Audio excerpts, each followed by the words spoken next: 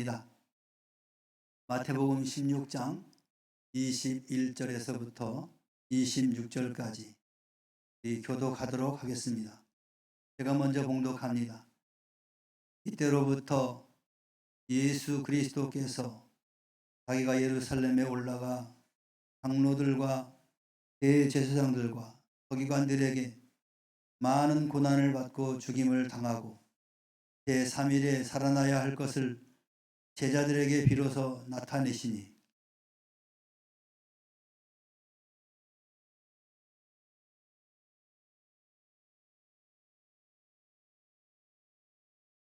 예수께서 돌이키시며 베드로에게 이르시되 사탄아 내 뒤로 물러가라. 너는 나를 넘어지게 하는 자로다. 내가 하나님의 일을 생각하지 아니하고 도리어 사람의 일을 생각하는도다 하시고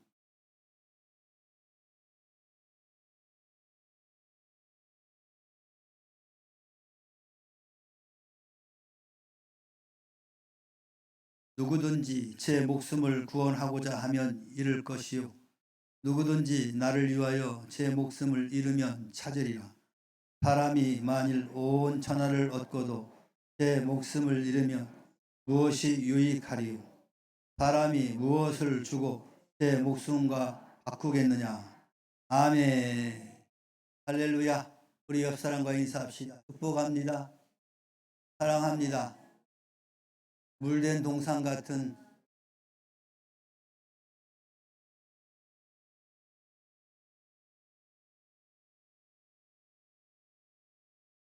이 오후 예배에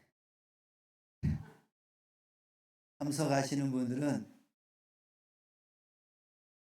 구호를 외치고 전도를 나가는데 안 나가시는 분들을 위해서 시간 같이 구호를 외치도록 구호 좀 띄워주세요. 제가 구호 준비하면 뭐라고 한다고요? 명문. 구호 시작하면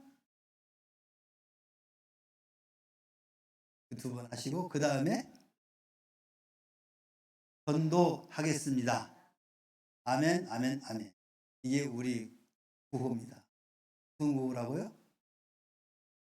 구원데이 11월 셋째 주, 넷째 주에 있을 한영을 초청 그 예배를 위해서 전도를 VIP를 기도하고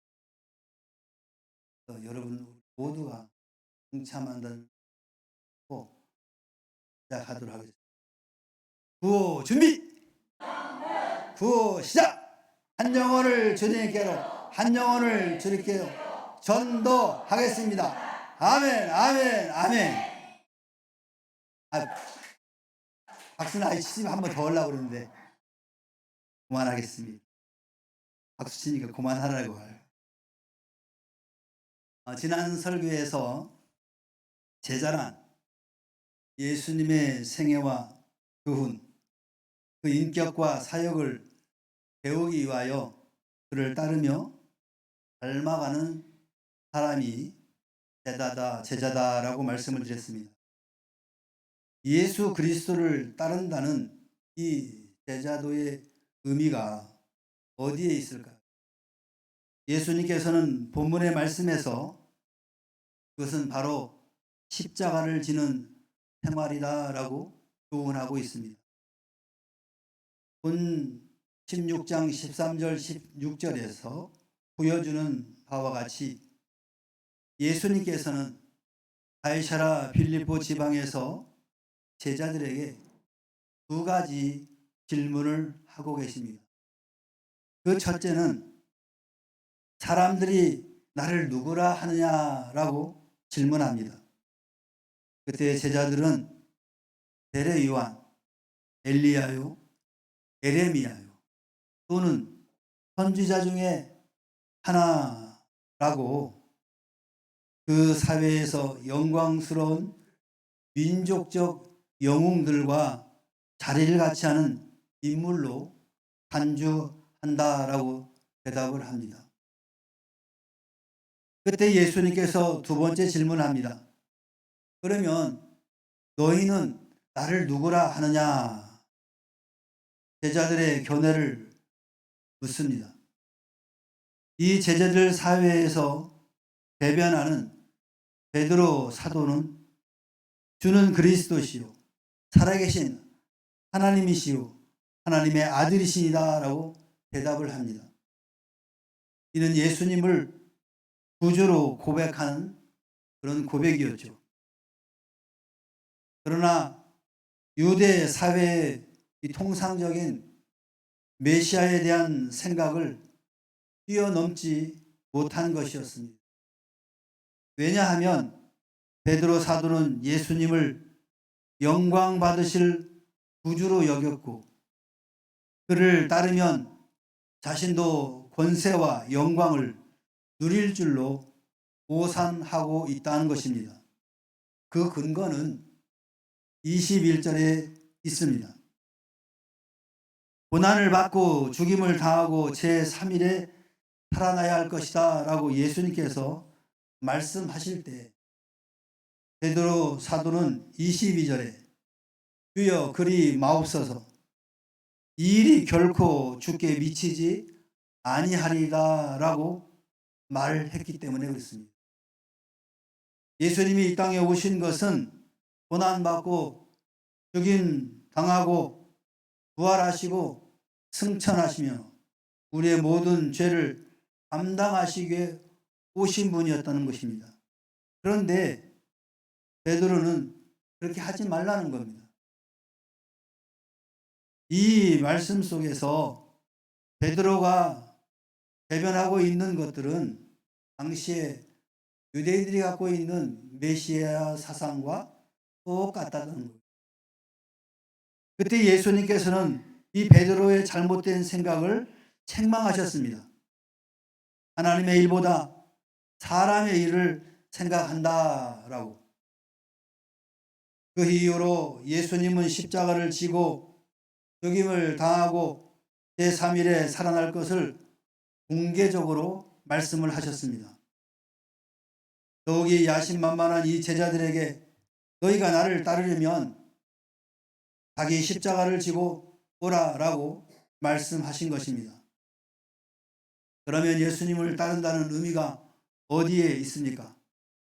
그 십자가를 진다는 의미는 어떤 의미입니까? 고난을 따르는 생활을 말하는 것입니다. 24절에 보여주시지 예수님을 따르는 것은 고난을 따른다는 의미입니다. 유대 사회의 메시아 대망 사상, 즉 다윗과 같은 메시아가 오셔서 자기 백성을 구원해 주신다는 사상인데 메시아가 오시면 로마의 압제로부터 해방시켜 주실 것이라는 바람입니다. 영광스러운 구주가 오면 자신들의 고생과 고난과 고통을 끝내줄 왕이 되실 것으로 생각했던 것입니다. 그러나 예수님께서는 그 같은 생각에 허구성을 지적하시고 오히려 자신은 영광받는 구주가 아니라 고난과 멸시를 받고 죽임을 당할 속죄제물이 되실 것이라고 교훈한 것입니다. 예수님 당시 그를 따르는 사람들은 한결같이 기적의 떡을 먹으면서 예수님이 왕이 되셔야 한다라고 생각했습니다. 그러면 자신들도 고생을 면할 줄로 생각한 것입니다. 제자들도 마찬가지였습니다. 그들도 예수님께서 잡히시기 전날까지도 누가 더 높으냐라고 서로 권력의 높은 자리에 앉으려고 보이지 않는 다툼을 했습니다. 오늘날 우리들은 왜 예수님을 따릅니까? 제자들 같이 예수님에게 엎혀 출세하고 싶습니까? 유대 사회 일반적인 생각과 같이 예수님 덕분에 고생을 끝내보고 싶습니까? 그것은 어리석고 깨닫지 못한 사람들의 생각입니다. 우리가 예수를 따른다는 의미는 바로 그분이 당하신 고난을 우리도 받는다는 데서 이해되어야 하는 것입니다. 그분의 인격과 사역, 생애와 교훈, 생활과 명령을 따르면서 고난의 길을 갈 수밖에 없는 것입니다. 그것이 바로 십자가를 지는 일입니다. 십자가 하면 여러분 생각에 무엇이 먼저 떠오릅니까? 고통, 피 흘림, 큰 대못, 죽음 등등이 떠오를 것입니다. 십자가는 고난의 대명사입니다. 십자가를 진다는 것이 나무 십자가를 크게 만들어서 짊어지고 다니는 것이 아닙니다. 금으로 십자가를 만들어서 목걸이를 하고 다니는 것이 아닙니다. 마치 진짜 십자가에 못 박혀 피 흘리는 일도 아닙니다. 예수를 따른다는 것은 예수 그리스도를 믿고 배우고 닮으려고 애쓰는 것입니다. 그리고 삶에서 실천하는 것 아니겠습니까? 그런데 역설적으로 애쓰면 애쓸수록 세상의 미움과 박해도 상대적으로 많아진다는 것입니다. 그래서 히브리서 기자는 성도들에게 십자가를 참으신 예수님을 알아보라라고 말씀하신 것입니다. 우리 가운데 예수님을 영접한 후에 너무 어려움이 많아 견디기 힘든 분들이 계십니까? 가정에서, 직장에서, 심지어 학교에서 따돌리고 미움받고 조롱받고 핍박받으시는 분이 있으십니까? 기도하시면서 잘 참으시기를 바랍니다. 이것이 바로 예수님을 따르는 성도의 표지입니다. 또한 십자가를 지는 것은 십자가에서 죽는 생활을 뜻하는 것입니다. 24절 중간에서 십자가를 진다는 의미는 자기를 부인하는 것으로 설명되고 있습니다. 자기 부인, 곧 자기 부정은 그리스도와 함께 십자가에 못 박히고 함께 죽고 함께 장사 지낸 바 되었다가 함께 다시 살아나는 생명적인 영적 신비적 연합을 전제하는 것입니다. 곧 예수님을 구주로 고백, 곧 시인한 사람은 옛사람이 원리적인 면에서 죽은 새 사람입니다. 그래도 예수의 사람들은 육체와 함께 그 정과 욕심을 십자가에 못 박은 사람들인 것입니다. 그래서 이제는 내가 산 것이 아니요 오직 내 안에 그리스도께서 사신 것인 것입니다. 그러므로 이제 다시는 우리가 죄에게 종노릇 해서는 안 될 것입니다. 바울 사도는 바로 이 같은 맥락에서 형제들아 나는 날마다 종노라라고 고백을 했던 것입니다. 이것은 한결같이 본능을 죽이는 일이요 자아를 죽이는 일이요 욕심을 죽이는 일인 것입니다. 이 같은 옛사람에 대한 부정은 피나는 노력이 없이는 이루어지지 않는 것입니다. 이 같은 자기와의 싸움이 바로 십자가를 지는 생활인 것입니다. 쾌락의 사람, 정욕의 사람, 물욕의 사람으로 즐기며 사는 사람에게는 예수님을 따른다는 의미가 전혀 없는 것입니다. 마지막으로 십자가를 지는 것은 십자가를 자랑하는 생활을 뜻하는 것입니다. 24절 끝에서 자기 십자가를 지고 나를 따를 것이니라 라고 하셨습니다. 이것은 자기 십자가, 곧 자기의 책임과 사명을 다해서 할 것을 교훈하는 것입니다. 우리의 할 일이 과연 무엇입니까? 바울 사도는 다메섹 도상에서 주님을 만나고 새 사람이 된 후에 예수 그리스도가 하나님의 아들이심을 증거하는 일에 전념했다라고 사도행전 9장 20절에 기록하고 있습니다. 그래서 바울은 내게는 우리 주 예수 그리스도의 십자가 외에 결코 자랑할 것이 없으니 그리스도로 말미암아 세상이 나를 대하여 십자가에 못 박히고 내가 또한 세상에 대하여 그러하니라 라고 그 중심을 고백했던 것입니다. 바울은 십자가 사랑이 전부라고 고백합니다. 이것은 십자가를 지는 가장 적극적인 모습인 것입니다.